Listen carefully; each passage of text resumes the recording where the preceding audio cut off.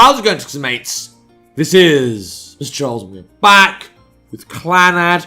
Good game that has a great student council. Mate, I once sucked off the fucking guy in the student... No, that's illegal because they're under 18 shit.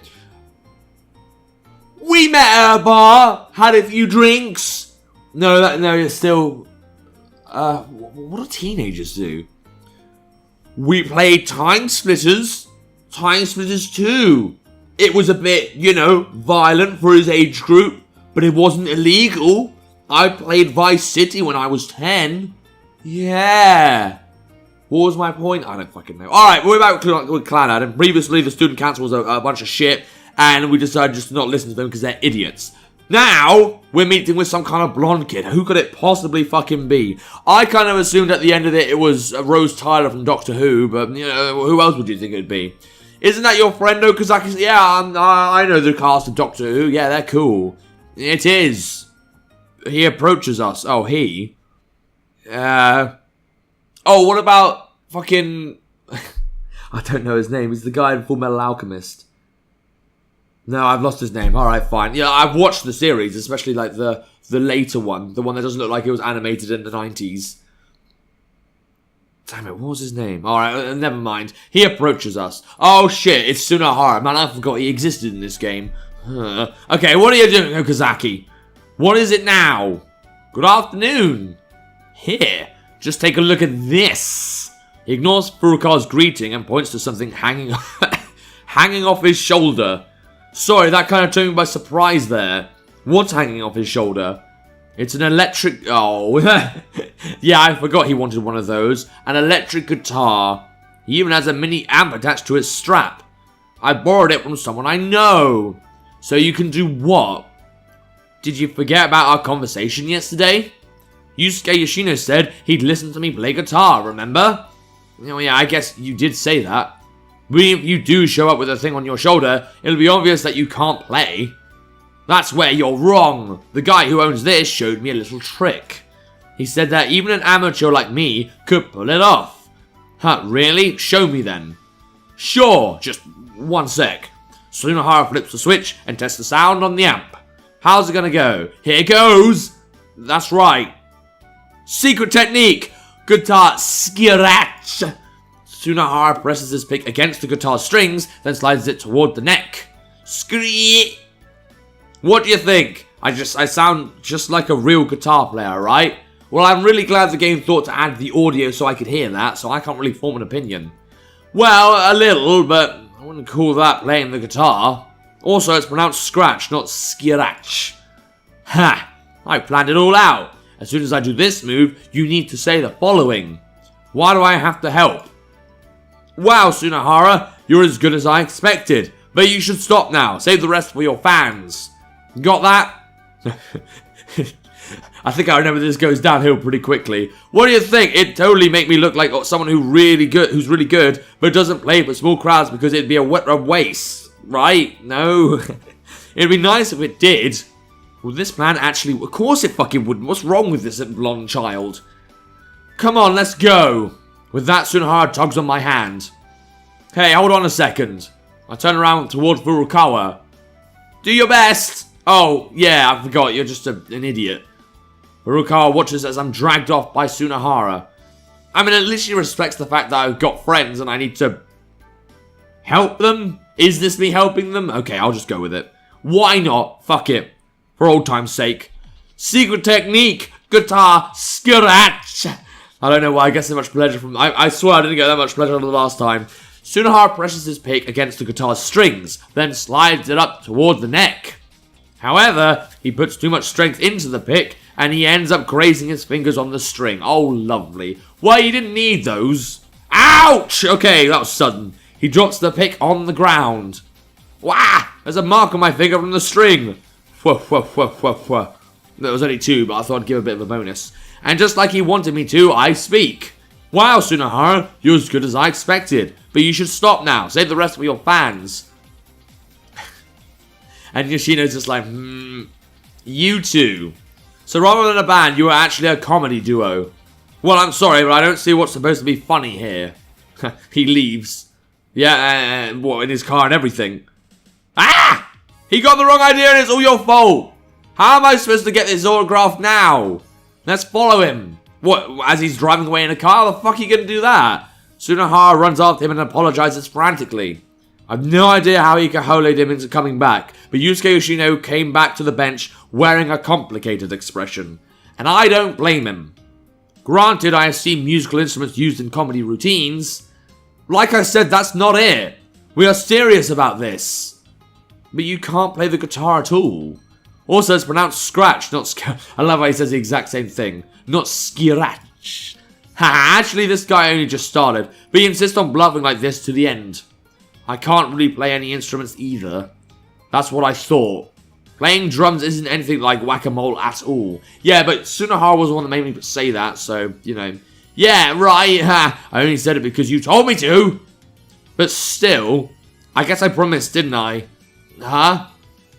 Didn't you say you wanted to listen to my guitar? Or is it alright now? No, please do. He takes Sunahara's guitar and passes the strap over his head. Maybe it's because of how he looks, or because I happen to know he used to be a former musician, but the guitar really seems to suit him. It doesn't really matter, but this is a guitar you can buy for 20,000 yen via mail order, isn't it? Is it not good enough? No, it's more than enough. He plucks the strings one at a time, checking the sounds they make. Huh, are you playing right now? That's a pretty quaint song. You idiot, I'm just tuning the guitar. Alright. He takes the pick and finally starts playing a song. It is a beautiful melody, completely different from Sunahara's random scratching. Is it the music we're listening to right now? And then some gaylord down the road is going to play that weird xylophone that goes dun dun dun dun, whatever it is. Is it even... Well, I can hear someone going da da da da da da. Yeah, that bit, that dun dun dun. There it was again. Fucking, that's what we're gonna hear. Alright, cool. He plays the melody on the higher pitched strings, supporting it with lower pitched chords.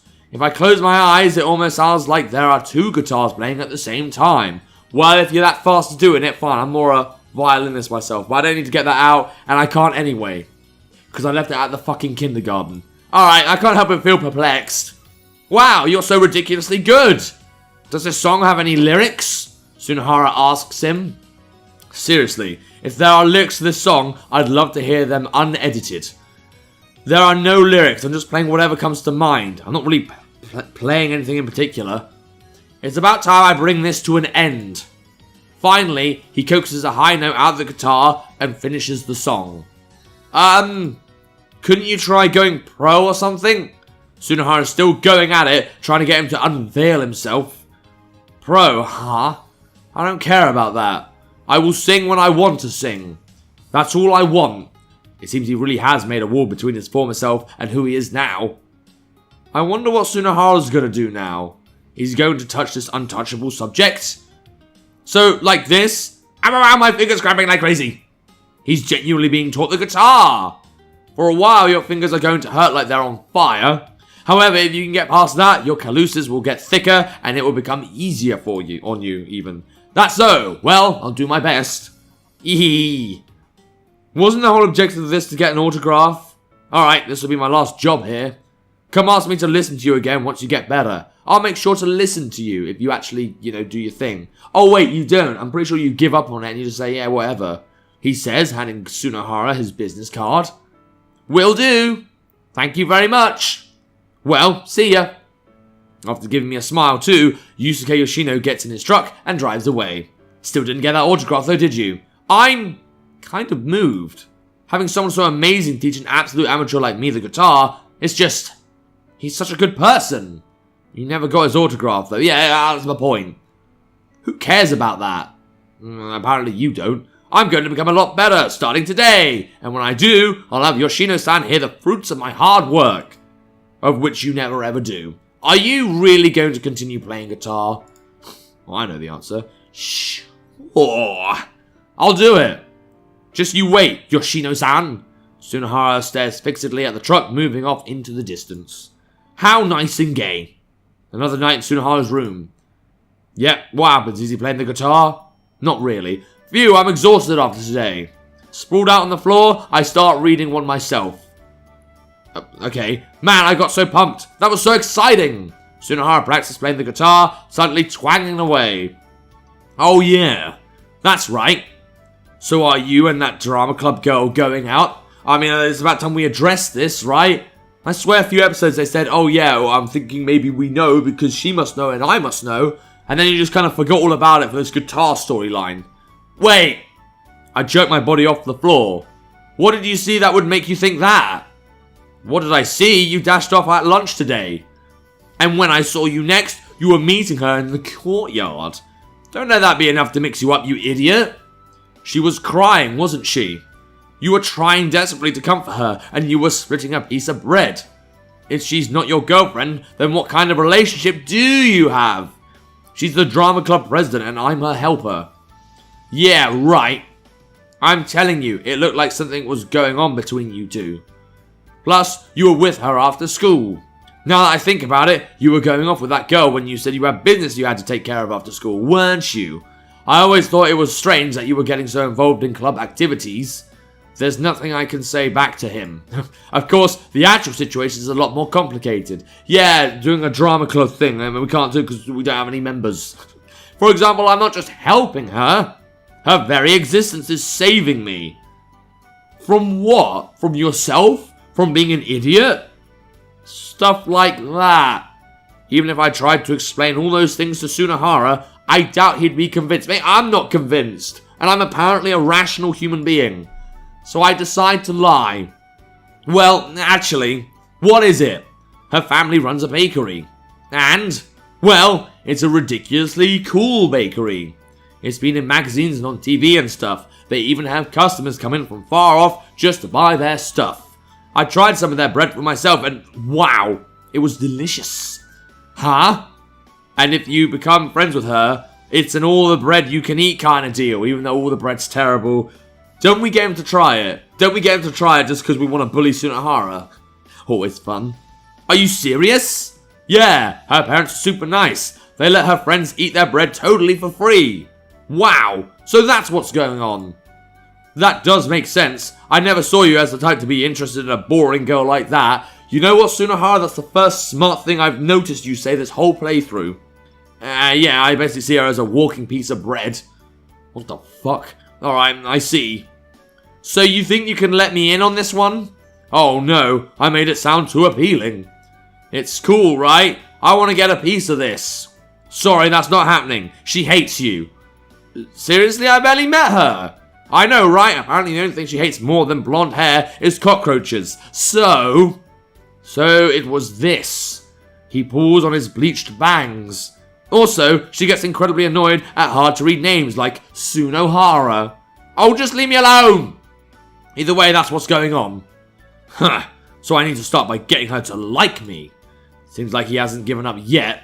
I just hope this doesn't backfire on me. Mate, just feed him some bread. He'd love it.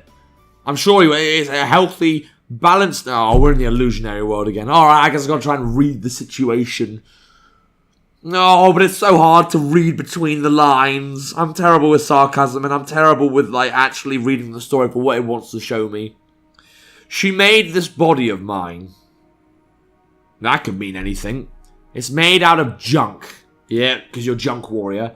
The pieces of junk, dot this vast plain, scattered among the dry grass. They're buried in the ground, and their corners juts out from the earth. They look like corpses of some sort to me. Right. Tons of dead bodies. All kinds of dead bodies. As I think about it, I shudder. My body is made of those pieces.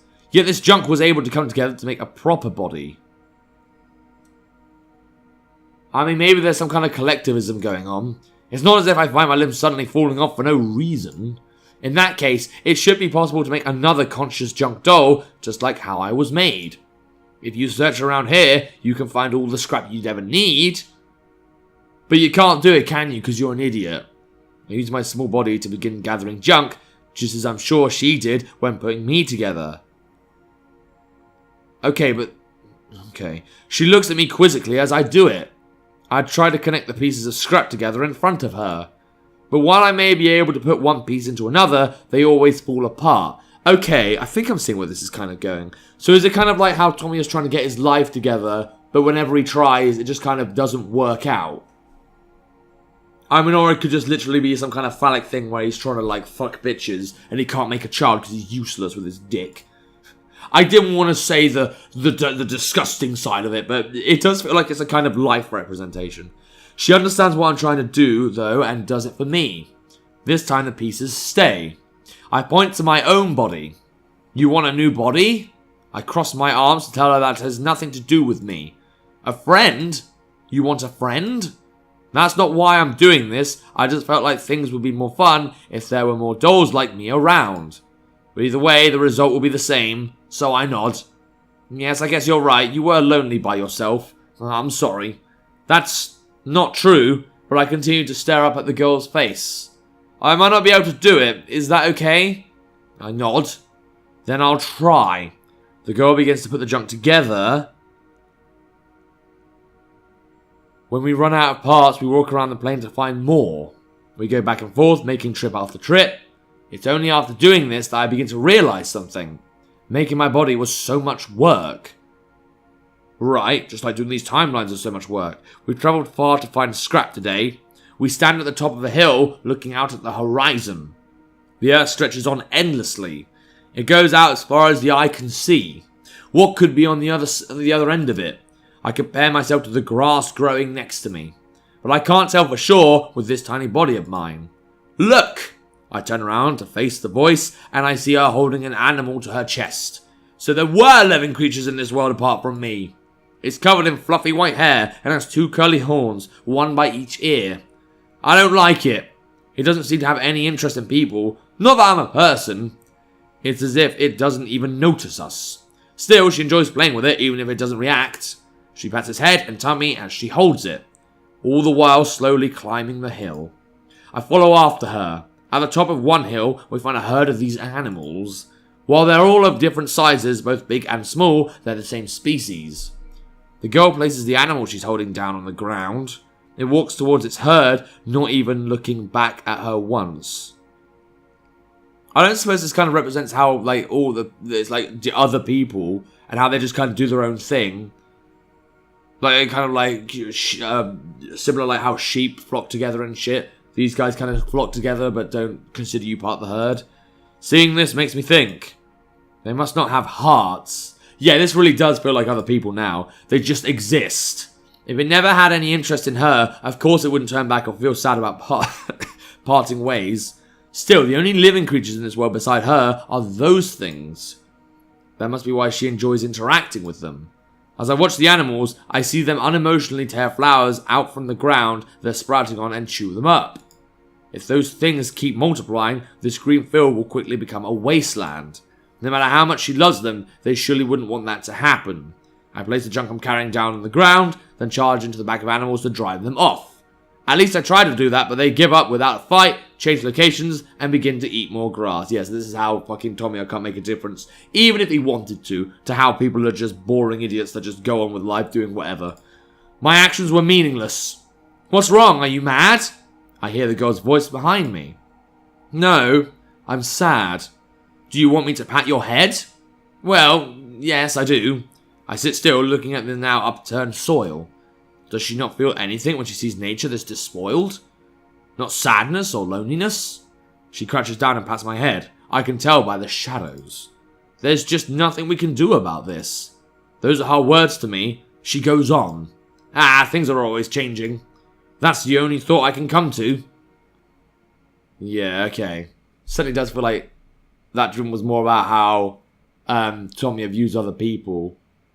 Like, I don't know if it's like he wanted a friend. Like, he wanted like another machine. It was like he wanted to try and find someone like him. But he's in a world where there's all these like animals just fucking eating grass and shit. And just, you know, not contributing to... Well, they contribute, like, they do their thing. They do their nature, but they don't actually have, like, a reason to be. They're just there, consuming the earth, and will turn into a wasteland because... I don't know, I guess that's what it feels like when all the rest of the world is, like, normal people and you're kind of something else. I get it, but I don't think I can explain it properly. Alright, whatever, it's cool. I think we've only got 1 or 2 of those left anyway, and then we might actually be able to start Furukawa's actual story. But anyway, If you want to play games, I'll see if you can figure out how these illusionary worlds work. There'll be a link to the game in the description down below. And without further ado, Lubert's got a chance, it's time. See ya!